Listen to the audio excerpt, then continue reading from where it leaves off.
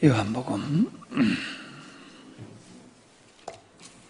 13장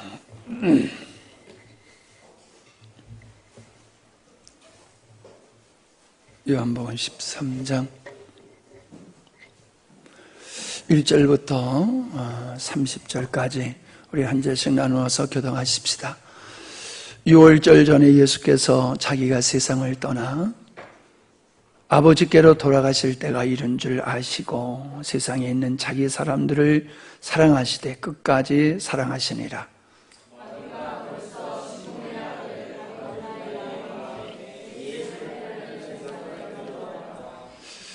저녁 먹는 중 예수는 아버지께서 모든 것을 자기 손에 맡기신 것과 또 자기가 하나님께로부터 오셨다가 하나님께로 돌아가실 것을 아시고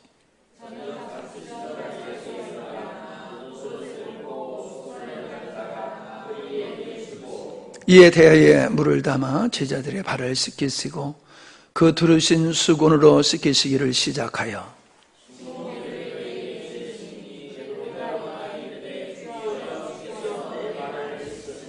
예수께서 대답하여 가라사대 나의 하는 것을 네가 이제는 알지 못하나 이후에는 알리라.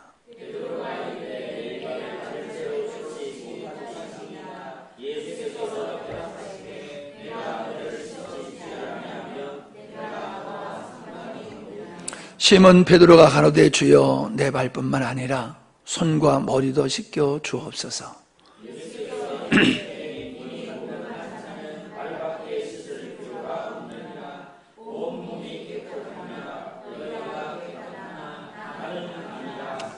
이는 자기를 팔 자가 누구인지를 알습니다. 그러므로 다는 깨끗이 아니하다 하시니라.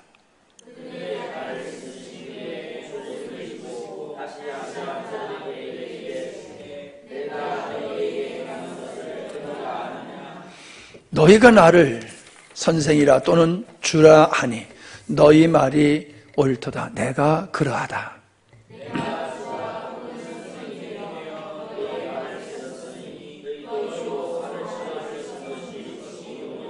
내가 너희에게 행한 것 같이 너희도 행하게 하려 하여 본을 보였노라.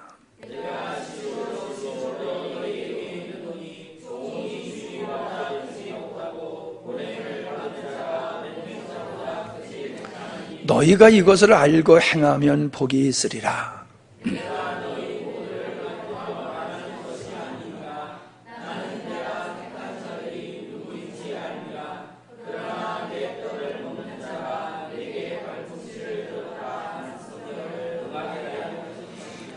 지금부터 일을 이루기 전에 미리 너희에게 이름은 일이 이룰 때에 내가 그인 줄 너희로 믿게 하려 함이로라.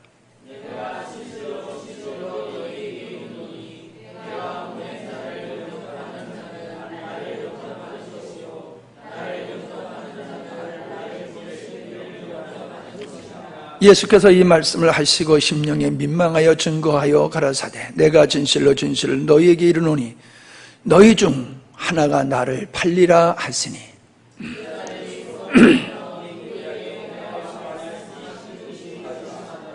예수의 제자 중 하나 곧 그의 사랑하시는 자가 예수의 품에 의지하여 누웠는지라.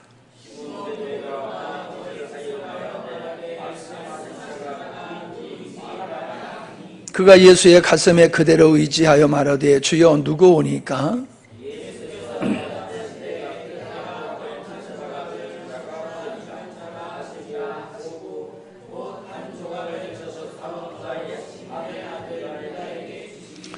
조각을 받은 후 곧 사단이 그 속에 들어간지라. 이에 예수께서 유다에게 이르시되 네 하는 일을 속히 하라 하시니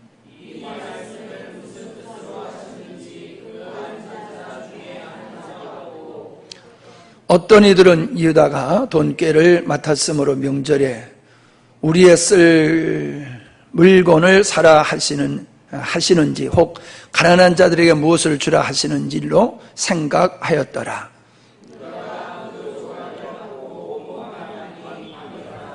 아멘.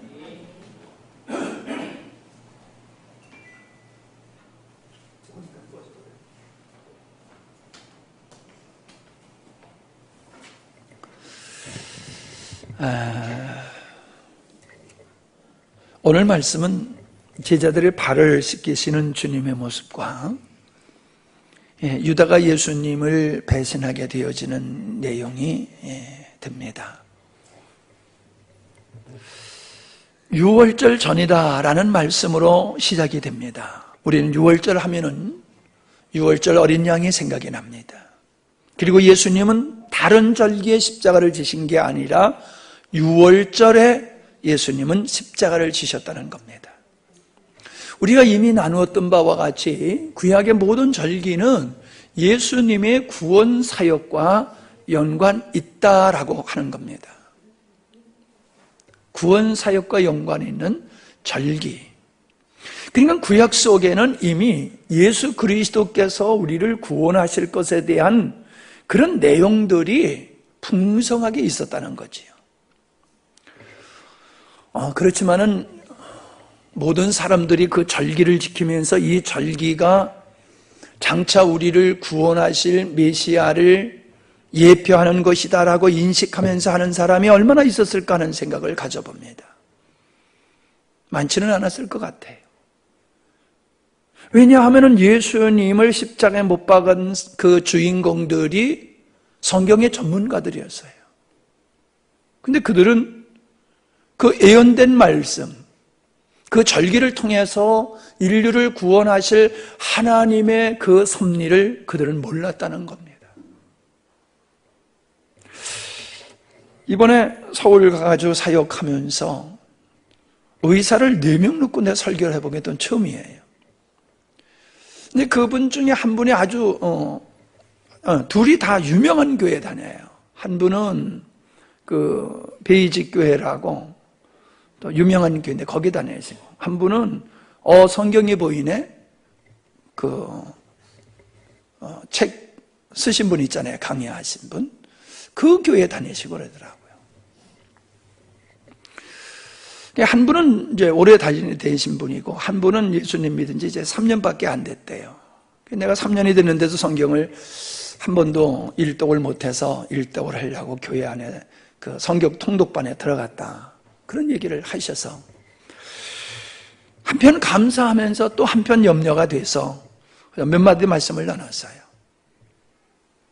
성경을 통독한다라고 해서 우리가 성경을 알게 되는 건 아니라는 거예요. 성경이 무슨 책이냐, 성경이 무엇을 얘기하고 있느냐라고 하는 그 본질을 우리는 먼저 알고 성경을 읽어야 된다는 거예요. 우리가 소설이나 드라마나 영화를 보더라도 거기는 작가가 무언가를 대중들에게 알리려고 하는 메시지가 그 스토리 속에 담겨져 있는 거죠. 그냥 스토리만 즐기고 영화의 그 화면만 즐기면 안 되는 거지요. 이 작가가, 이 감독이 무엇을 청중들에게 주려고 하느냐라는 그 메시지를 캐내야 되는 거거든요. 그래야지 영화를 제대로 본 것이고, 그래야지 소설 한 편을 제대로 본 것이지요. 성경도 마찬가지라는 거예요. 그냥 읽으면 되는 게 아니에요. 많이 읽을수록 그 사람이 성경에 대해서 많이 안다? 스토리는 많이 알 수 있겠지요. 그러나 이 말씀이 무엇을 의미하느냐라고 하는 것을 아는 것과 성경을 스토리로 아는 것하고는 다르다는 거지요. 맞지요?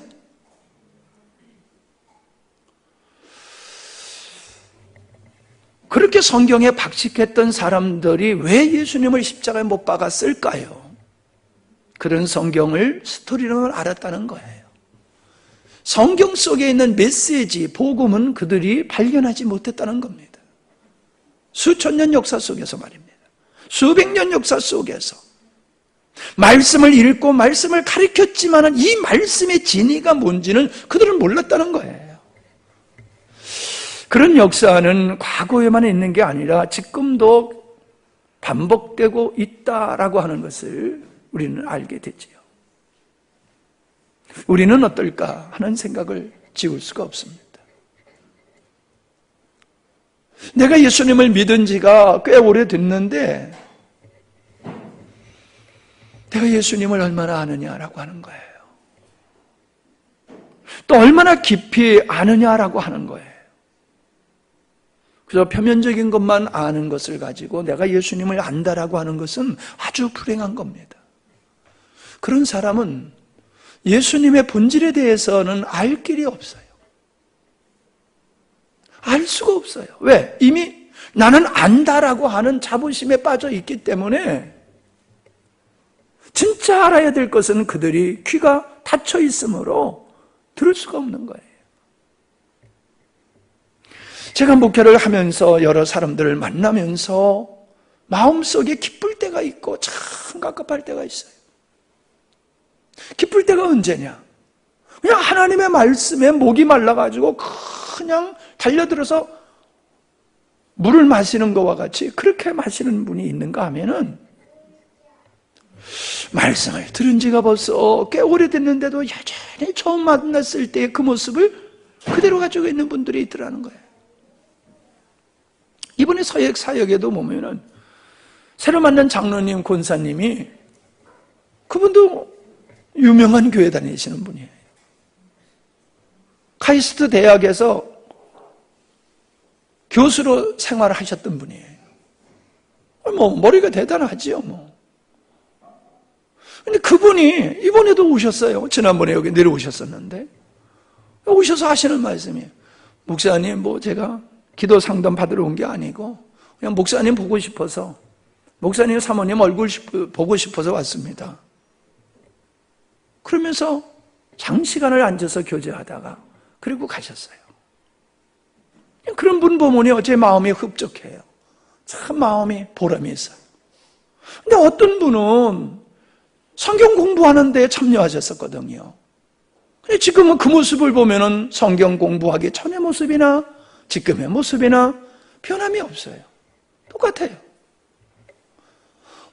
그냥 그럴 때마다 그냥 숨이 콱 막히는 것 같아요.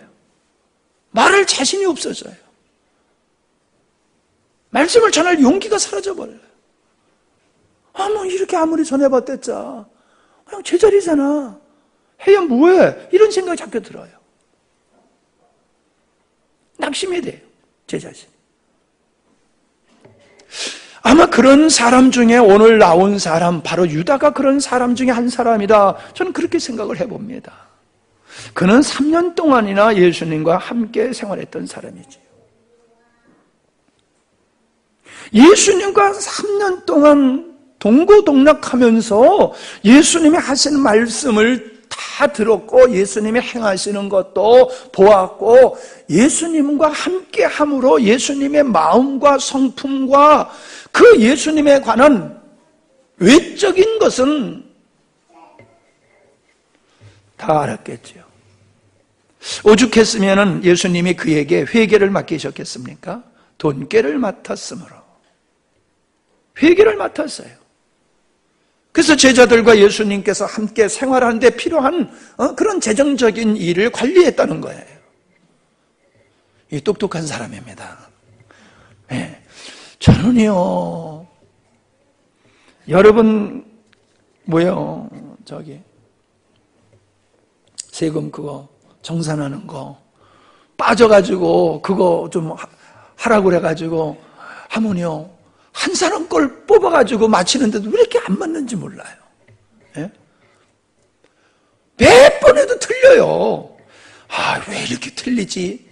가만히 보니까요, 저는 습관이 잘못된 습관이었어요. 숫자를 밟고 읽는 습관이었어요. 숫자를 밟고 읽어요. 앞뒤를. 1, 2, 3 읽어야 되는데 1, 3, 2 이렇게 읽어요. 희한해요. 이름도 그러고 숫자도 그러고 바꿔 읽어요. 이상하게. 할 때마다 어떤 데 한 곳에 가서 뒤집어 이걸 읽은 거예요. 그러니까 10번 해도 10번이 안 맞아요. 그래서 제가 노예에서 일을 해도 서기 일은 했어도요, 회계는 제가 안 맡았어요. 돈에 대한 관심도 없을 뿐만 아니라 숫자적으로도 제가 그렇게 좀 그런 면이 있어요.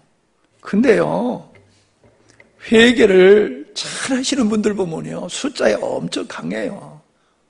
어떻게 그렇게 잘못된 걸 찍어내는지 나는 현미경을 가져봐도 안 보이는데, 그분들은 쑥 훑어보면은 뭐가 잘못됐다 뭐가 잘못됐다 다 찍어내더라고요. 야, 저 양반들은 대단한 분이라고 나는 위대하게 보여요. 그분들이. 빌립이 그랬던 거 아니에요? 너희들이 먹을 걸 줘라 그랬을 때 계산을 다다다닥 쳐보니까는 이게 보통 돈이 많이 들어가는 게 아니에요. 예수님 불가능합니다. 이 둘에서 돈도 없고 어디서 이렇게 많은 빵을 한꺼번에 구해서 줄 수 있습니까? 아주 합리적이고 아주 논리적인 사람이지요. 사람들은 이런 사람을 좋아해요.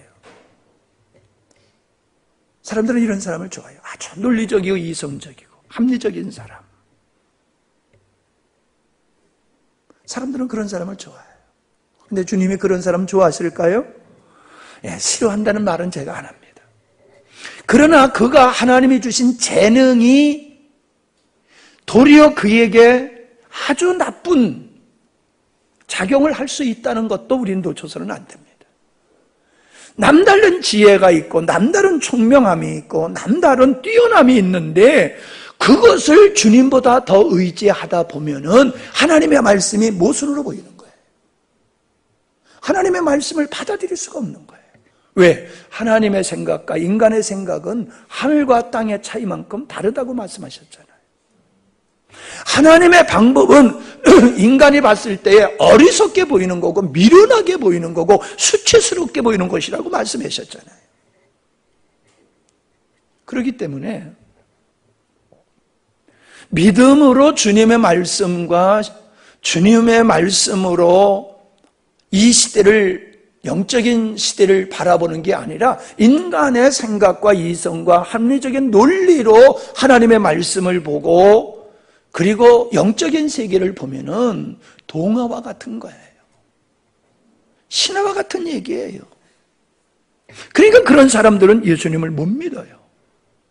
그래서 하나님은 지혜롭고 똑똑한 사람들을 선택한 것이 아니라 어리석고 미련한 사람들을 하나님은 선택하셔서 은혜를 주시고 그들을 믿음을 주시고 구원하신다고 말씀하셨잖아요.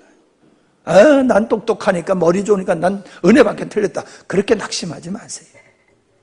제가 말씀드리는 것은 지혜롭다, 총명하다 이게 잘못됐다는 게 아니에요.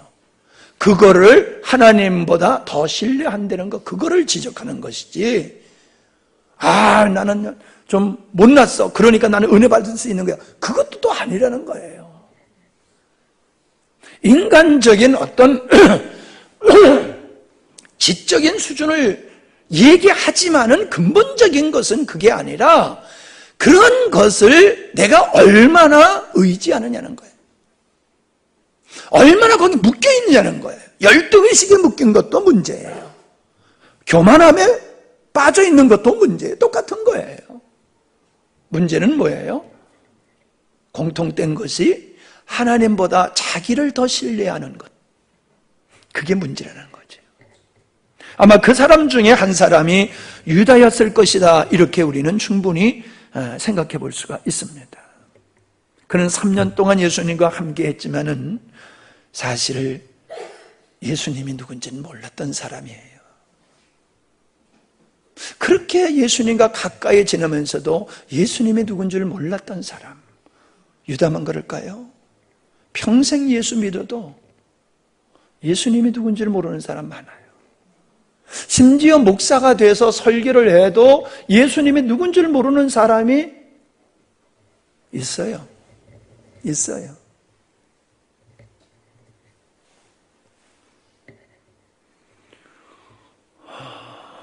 불행한 거지요. 3년이라는 세월이 작은 세월이 아니잖아요. 3년이라는 세월은 유다에게 있어서 축복된 기회였지요. 예수님을 알 수 있는 기회였고 은혜 받을 수 있는 기회였습니다. 그리고 하나님의 신실한 사도로 쓸 수 있는 그런 기회였습니다. 근데 그 기회가 그에게는 그냥 날아가 버리고 만 겁니다. 그에게 분명히 기회가 다른 제자들과 함께 주어졌지만은 그는 그 기회를 놓치고 만 사람입니다. 심지어 베드로나 다른 제자들도 살겠다고 다 다 도망갔었습니다. 예수님을 판 유다나 살겠다고 예수님 모른다고 부인하고 도망간 베드로나 다른 제자들이나 다를 바가 뭐가 있겠습니까? 다를 바가 뭐가 있습니까? 나쁜 것이 있고 더 나쁜 것이 있고 아주 나쁜 것이 있지요. 다 나쁜 거예요. 담배를 피는 거는 아주 몸에 해롭습니다. 그렇죠? 예. 근데 담배를 피는 것보다 더 나쁜 게 뭡니까? 가스를 마시면, 매연을 마시면은 더 나쁜 거예요. 매연보다 더 나쁜 게 뭡니까? 가스, 독가스를 마시면은 그냥 그 자리에서 죽지 않습니까? 다 나쁜 거예요. 그죠? 근데 정도의 차이는 있어요. 정도의 차이는 있어요. 어떻든지 간에 유다와 그 제자들이 예수님을 모른다고 부인한 것이나 예수님을 판 것이나 나쁜 거지요. 그런데 다른 제자들은 다 회개하고 돌아왔지만은 유다만큼은 돌아오지 않았다는 겁니다. 유다만큼 안 돌아왔어요. 그는 돌아올 수 있는 기회, 회개할 수 있는 기회가 그에게 주어졌지만은 그는 그 기회조차, 그 마지막 기회조차 그는 놓치고 말았어요. 알 길이 없지요. 유다한테 찾아가서 물어볼 수도 없어요. 왜? 천국에 가면 가서 물어볼 텐데 걔는 지옥에 가서 있으니까 물어볼 수도 없잖아요. 왜 그랬니? 하고 물어볼 수도 없잖아요. 유다가 회심했을까요? 저는 유다가 예수님을 만난 후에 회심이 있었다고 보지는 않습니다.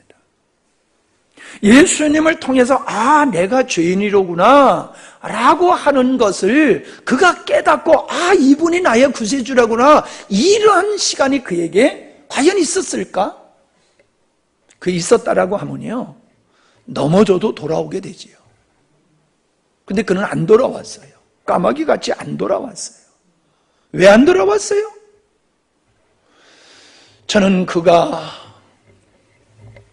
분명 그 회심의 역사가 없었기 때문이다라는 생각을 갖습니다.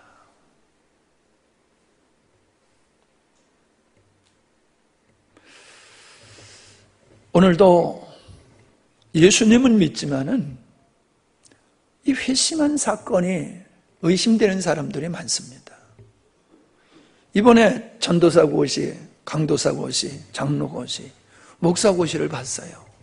이 고시위원이 돼가지고 갔는데 전도사 고시를 보는데 말 잘하더라고요. 옆에 분이 물어보니까 자기는 자신 있는 게 전도를 해요. 그래? 그래서 한번 나한테 전도 한번 해보세요. 그래서 내가 나한테 한번 전도 한번 해보세요. 역시나 내가 듣고자 하는 얘기는 안 나오더라고요. 말은 잘해요. 감동적이에요. 많은 사람이 그 분위기에 진짜 자기가 말한 대로 전도 잘해요. 분위기에 사람이 쫙 빨려들 수 있어요. 그렇게 말 잘하더라고요. 표정도 잘 짓고. 근데 문제는 그 안에 복음이 없더라는 거예요. 그래서 제가 그걸 지적했더니 근데요, 내가 다른 데서는 하는데요, 여기서 너무 긴장돼가지고 빼먹었어요. 그래. 이게 좀 내가 납득하기가 어려워요. 긴장돼서 빼먹었다는 거예요. 그럴 수 있겠지요. 그죠? 근데 우리는 긴장해도 복음의 내용에서, 전도에서 복음이 빠져서는 아니 될 줄 믿습니다. 아무리 긴장해도 그냥 콱 찔러도 복음이 튀어나와야지. 긴장하니까는 그게 안 나오고 딴 게 튀어나오면은 그 딴 게 진짜잖아요. 유다가 제자들과 섞여서 함께 했지만은 유다는 주님께 속한 자가 아니었어요. 그래서 예수님이 뭐라고 그랬어요? 그 씻김에 대한 얘기를 하면서 너희들은 다 깨끗해졌어. 근데 다는 아니야. 그렇게 말씀하셨잖아요. 예수님은 유다를 보고 아셨어요. 쟤는 아직 회심하지 않았어. 아셨어요. 누가 보더라도 그는 다른 제자들과 동일한 모습을 가지고 있었어요. 누구도 몰랐어요. 그래서 제자들이 묻잖아요. 나를 팔자가 이 중에 있다 그러니까 얼마나 놀랐습니까? 제가 말합니다. 여러분들 중에서 나를 고소해가지고 나를 죽일 사람이 있습니다. 진짜 있어. 진짜 있다고 치자고 한번. 그러면 긴장 안 되겠어요, 민 집사님? 에이, 나는 아니야. 그지? 강 집사님. 혹시 날까? 그런 생각 들어요? 에이, 나는 아니지. 나 집사님. 그러면 제가 할게요. 그럼 제가 할게요. 그럴 거예요? 그러니까 제자들이 화들짝 놀란 거예요. 어머나, 예수님을 팔자가 우리 중에 있다고? 제비 뽑아볼까 누군가? 그렇게 몰랐다는 거예요. 그렇게 몰랐다는 거예요. 어디로 보나 신실한 제자들이었어요. 어디로 보나 참 믿음 있는 사람이었어요. 우리가 영화 보다 보면 그러잖아요. 스파이가 있어. 근데 나중에 알고 봤더니 모든 사람이 신뢰했던 사람이 마지막에 배신자로 딱 등장하는 거. 그런 거 자주 보죠? 여러분이 신령해서 그런 영화도 안 보시는구나. 혹은 잊어버렸든지. 그래요. 누가 보더라도 신실한 제자였어요. 그래서 회개까지 맡았잖아요. 다른 사람은 몰라도 유다는 아니었을 거라고 생각했을지 몰라요. 여러분, 이건 내가 누구를 비난하자는 얘기가 아닙니다. 이게 심각한 거 아니에요. 이 말씀이 옛날 2000년 전의 사건이 아니잖아요. 이런 이야기들은 오늘 우리에게 그대로 적용될 수 있는 거잖아요. 그대로 적용될 수 있는 거잖아요.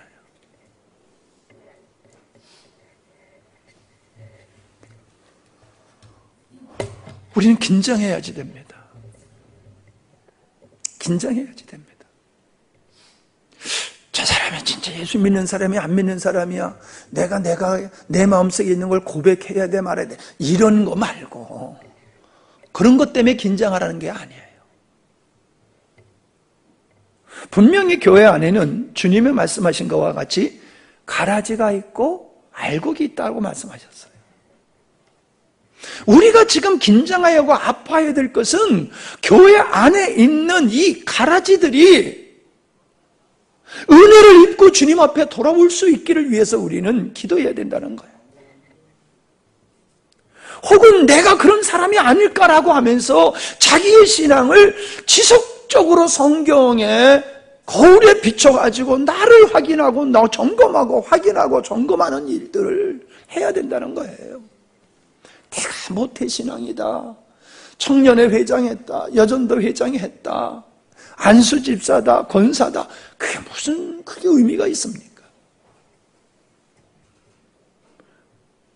그거 그렇게 중요한 거 아니잖아요. 근데 우리는 그러한 것들이 내 믿음이라고 착각하는 거예요. 그런 것들이 내 믿음이라고. 그건 예수 안 믿어도 얼마든지 할 수 있어요. 선거철이 되니까 기웃기웃하는 사람이 있잖아요. 프랭카드를 써붙일까 하는 생각이 들었어요. 제발 좀 오지 마세요. 괴롭습니다. 좀 써붙이고 싶더라고요. 가끔씩 와서 예배 드리시는 분이 있지요. 그분이 정말 믿음이 있어서 와서 예배 드리셨을까요? 미리 멍석 가는 거잖아요. 그죠? 이렇게 임박해서 오면은 그냥 금방 드러나니까 좀 얼굴이 좀 따끈따끈하는데 미리 가끔씩 와서 얼굴 한 번씩 보이고 가면은 그게 미리 다 운동하는 거잖아요. 지혜로워. 하려면 그렇게 해야 돼요. 그럼 얄밉지가 않아. 그래도 속은 보이지만. 여러분, 왜 큰 교회 사람들이 그렇게 많이 모일까요? 거기 가야지요. 장사도 좀 잘할 수 있어요. 조그만 교회 나가면요, 교인들이 와서 매상을 올려주질 못해. 근데 큰 교회에 나가면요, 목사님이 행사 있을 때마다 손님들 싹 모시고 오면요, 매출이 한 번씩 쭉쭉 올라가. 미용실을 해도 큰 교회 가야지 많은 사람들이 와서 이용하거든요. 그런 게 있어요. 정치인들만 그러는 게 아니에요. 큰 교회 가야지 다양한 사람을 친구로 삼을 수 있어. 그 중에는 내가 의지할 수 있는 사람, 그 사람 이름 팔면은 내가 덕을 볼 수 있는 사람, 그런 사람이 있거든? 그럼 그런 교회에 나가는 거예요. 그 교회에 복음이 있느냐? 이건 별로 중요하게 여기지 않아요. 메시지가 복음에 선포되느냐? 그거는 관심 없어요. 내가 거기에 나가가지고 어떤 유익을 얻을 수 있느냐? 그게 영적인 건 얼마나 좋겠어요. 영적인 게 아니라 육적인 것을 얻기 위해서 그렇게 교회를 선택하는 사람들이 많습니다. 이런 사람은 알곡되기가 참 힘들어요. 내가 죄인임을 깨닫고 이 죄의 문제를 어떻게 해결할까? 도대체 인생이 무엇이? 어떻게 사는 게 제대로 사는 거야? 후회 없는 삶을 살려고 하면 어떤 길을 가야 되는 거지? 도대체 예수님이 누구길래 사람들이 저렇게 예수한테 미칠까? 빠질까? 뭐 이런 걸 가지고 나가야 된다는 거죠. 이런 문제를 해결하기 위해서, 궁금증을 풀기 위해서 접근하는 사람은 예수님을 만나게 돼 있는 거예요. 근데 그런 것이 없어요. 그런 걸 찾아보기가 힘들어요. 그러니까 3년이라는 그 아주 귀중한 시간을 유다는 그냥 다 놓쳐버리고 말았다는 거죠. 회개할 기회를 놓쳤다. 은혜 받을 기회를 놓쳤다는 거예요. 여러분, 일이라고 하는 것은 제때 해야지 돼요. 오늘 제가 얼마나 피곤했는지 모처럼 만에 외치기를 지고 나가가지고 돼지감자 이제 토요일 날 캐야 되잖아요. 그걸 깎는데 이게 푸른 걸 깎을 때는 잘 깎였는데 이게 바짝 마른 걸 깎으려니까는 그냥 예치기 날이 탱탱 튀기면서 얼마나 힘들게 깎았는지 모처럼 말에 일을 했더니 아주 막 얼마나 힘든지 한 3시간을 자버렸어요. 정신없이 자버렸어요. 일할 기회. 아마 내일 모레 안 캐면은 속에서 싹이 다 날 것 같아. 봄에 심어야 되잖아요. 봄에 심을 걸 여름에 심는다든가 가을에 심으면은 수확을 할 수가 없잖아요. 일에는 다 시기가 있고 때가 있잖아요. 인생에서 청소년 시대가 왜 중요합니까? 그때가 굉장히 중요한 때잖아요. 공부할 때라는 말이에요. 그때를 놓쳐버리면 하기가 어려워요. 하기가 어려워요. 순종할 때가 있어요. 순종할 기회, 그거 넘겨버리면요, 그건 엄청난 손실을 보는 거예요. 일하라고 일을 하라고 맡겨줬는데 그때 안일하게 일하지 아니하고 그냥 자기 좋은 대로 자기 만족에 그냥 세월을 버리다 보면은 큰 일을 닥치는 일들이 벌어지고 있어요. 개인적으로, 교회적으로, 국가적으로. 어떤 분이 그래요. 그 황잔엽 씨가 온 것이 우리나라의 통일에 아마 기회였지 않을까. 그렇게 말씀하시는 분이 있어요. 그때가 통일할 수 있는 기회였다. 김일성이는 김일성인가 김정일인가 5.18 사건 때 그때 통일할 기회인데 놓쳤다. 뭐 그런 얘기가 돌고 있어요. 맞을 수도 있고 틀릴 수도 있죠. 그러나 분명한 것은 있어요. 기회를 놓치면은 다시금 그 기회가 오기는 어렵다.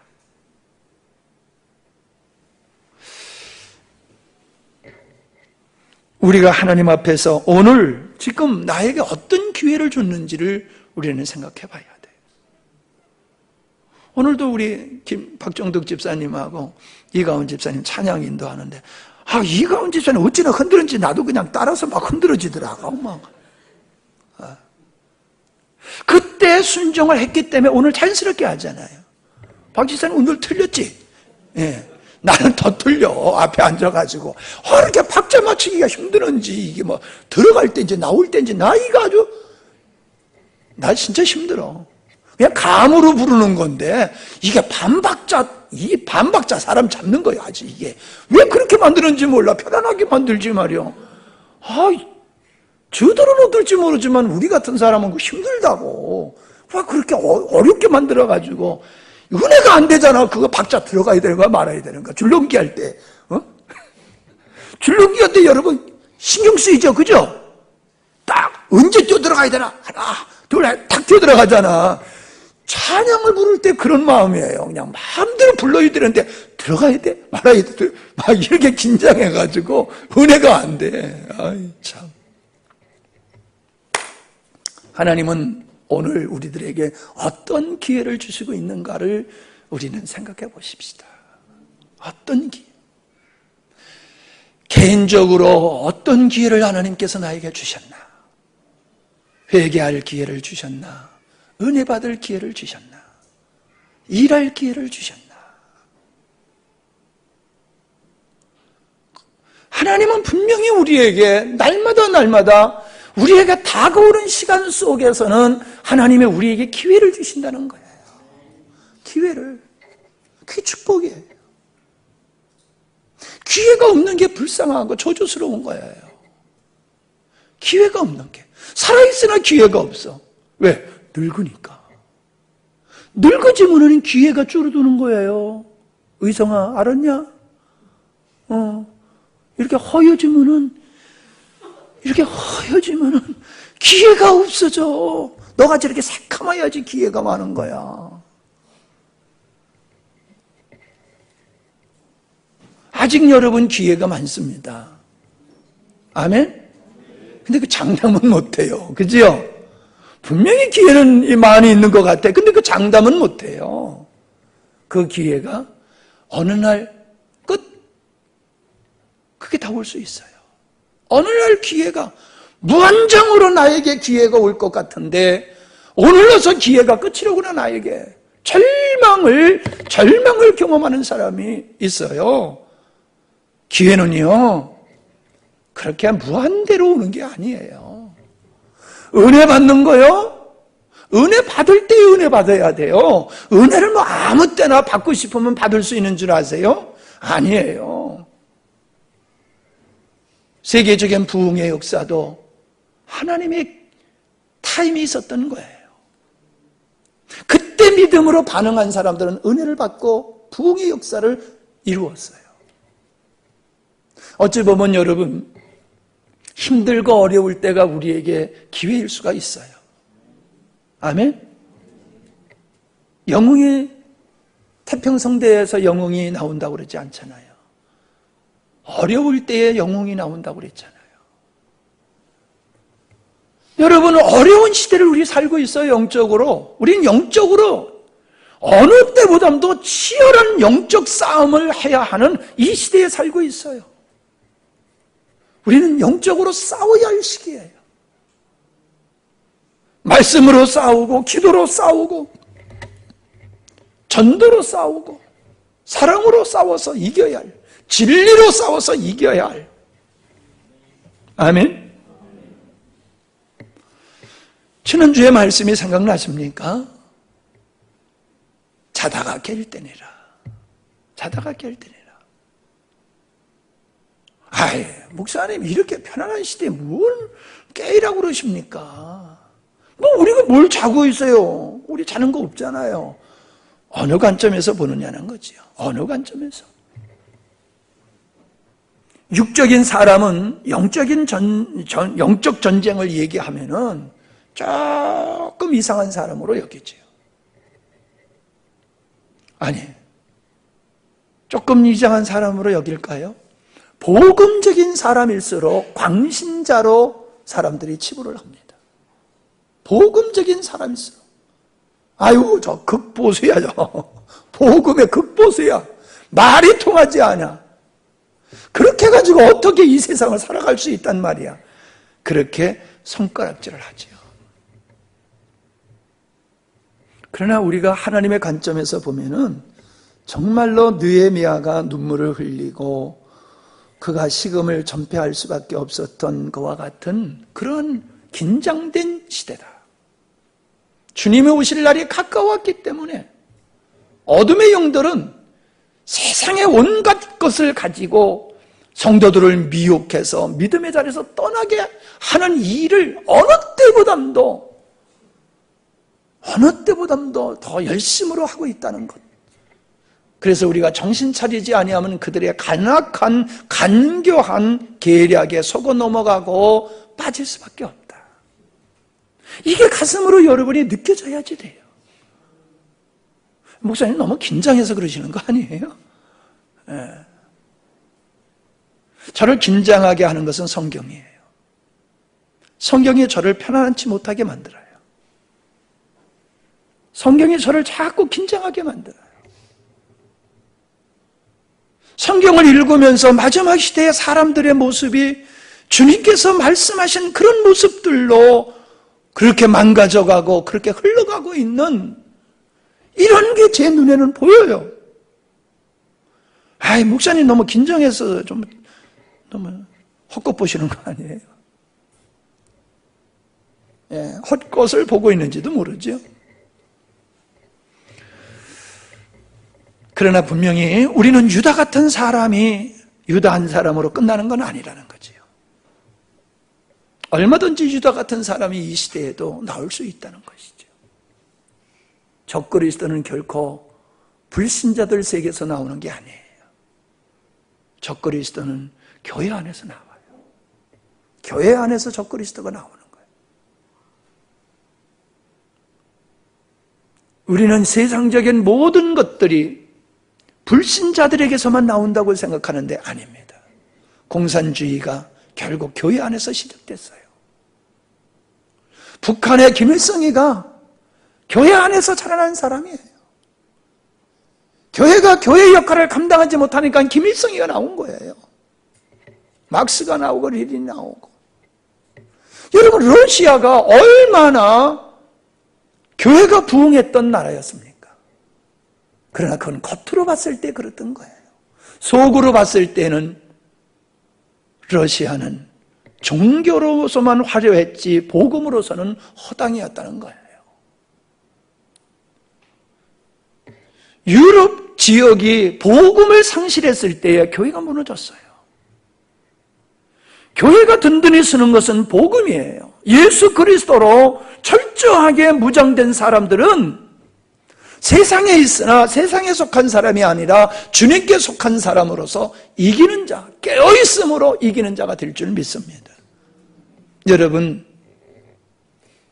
깨어있으시기 바랍니다. 유다를 보면서 혀를 차지 마세요. 유다와 같은 사람이 우리 가족일 수가 있고 우리 주변에서 함께 집사님 하는데 그가 유다 같은 사람일 수가 있어요.